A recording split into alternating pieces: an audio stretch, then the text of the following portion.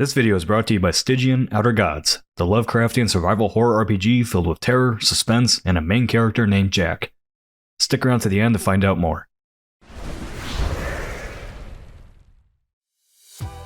This week on Unpacked, I'm focusing on the reveal of a new game called Dreadmoor. It's gained a lot of attention on social media, but for me, it raised a ton of red flags and is eerily similar to a little project you might remember as The Day Before.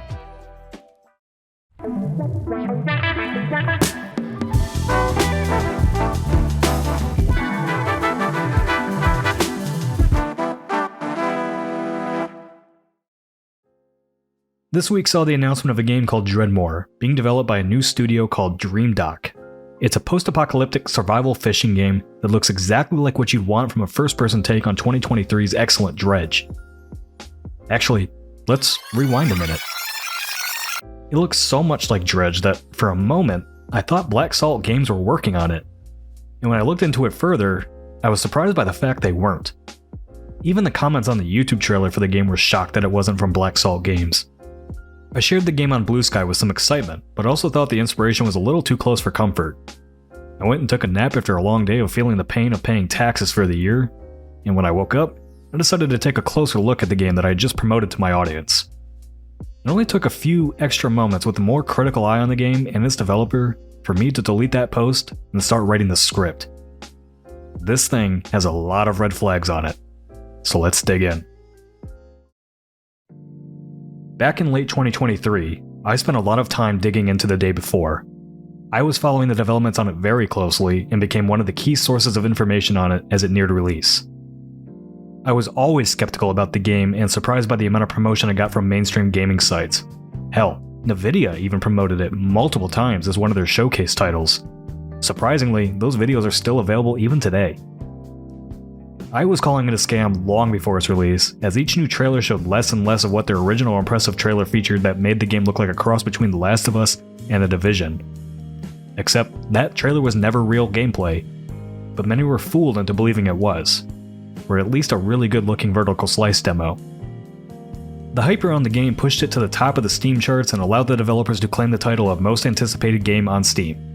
We all know how that turned out though, when the game finally released and the developer behind it, Fantastic, was outed as a complete fraud.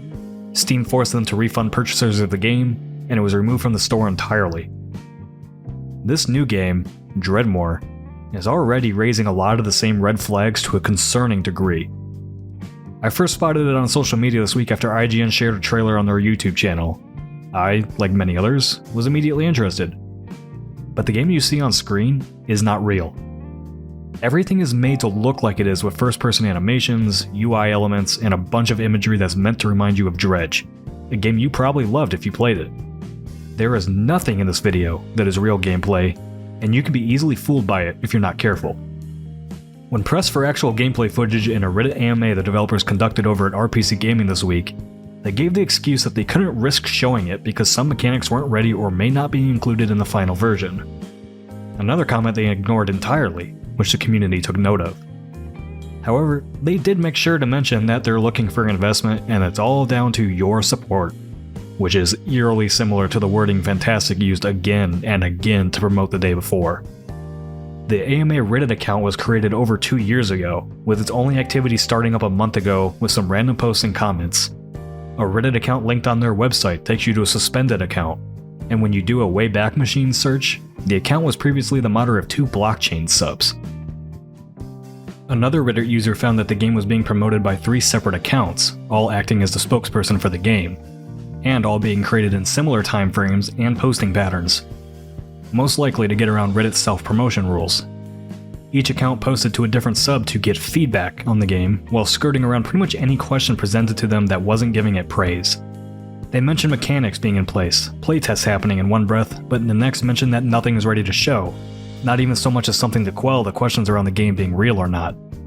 When I asked them about previous games they had worked on, they gave me a big list of titles, but didn't mention anything about mid-hard games, and the 2 projects they have on Steam currently, both of which are early access titles and one has, according to user reviews, been completely abandoned by the developers despite having over 2,000 reviews. I followed up by asking if they have developers on the project, why weren't they listed on the website as part of the team? They told me that they didn't have time to add them. I continued investigating this more and more, and I'm very confident in saying this is a project you more than likely want to stay away from. The Day Before's reveal was a great looking concept trailer that showcased all the elements you love from The Last of Us, down to the combat and animations. Dreadmoor is structured the exact same way, likely sent to IGN as an exclusive reveal. The logo of The Day Before was meant to invoke the logo of The Last of Us. In this case, DreamDoc's logo is eerily similar to Black Salt Games. You may notice the tentacles of both logos forming the first letter of each word. Even the color palette and fonts are similar. When I looked into the development team, all that's listed on the website is the CEO and CFO, but not any of their previous work that they've been attached to, nor anyone else that works on the game. The company itself indicates it's based out of Warsaw, Poland on LinkedIn, but all the DNS registration information is in Russia and Belarus. Coincidentally, this is where Fantastic was based out of, while claiming they were located in Singapore. The fact sheet on the game gives no business details. The social media accounts follow nobody from the company itself. The website isn't even complete, with placeholder assets and a work-for-hire form for outsourcing, but with no details on who you'd even be talking to. Putting a tinfoil hat on for a moment, I would not be surprised to find out that the people behind Fantastic have their hands on this in some form. That's how similar all this feels, especially since the pair behind Fantastic changed the studio name multiple times, deleted all of their online presence, and tried to hide any trace of The Day Before coming back as Fantastic 2.0 and trying to crowdfund a new project. I'm not going to make any direct allegations towards this game or its team in this video, but I'm for damn sure getting a lot, and I mean a lot, of the same vibes from Dreadmoor, its marketing, and the way the studio is set up that I did from The Day Before and Fantastic. And that's not a comparison you want if there is a legitimate game being made here. I'd say stay clear of anything related to this project until the developers show something real from it. I plan to keep digging into this, and we'll do an update in a future Unpacked if I learn anything more worth sharing, or if there really is a game here to talk about. And that's all for this week on Unpacked. This was a much longer script for a single topic, so I wanted to keep it focused on that. I've saved the story for next week about an incredible looking dragon game in development that I can't wait to share with you, coupled with a longer take on a potential new business avenue that may be opening itself up for indie devs.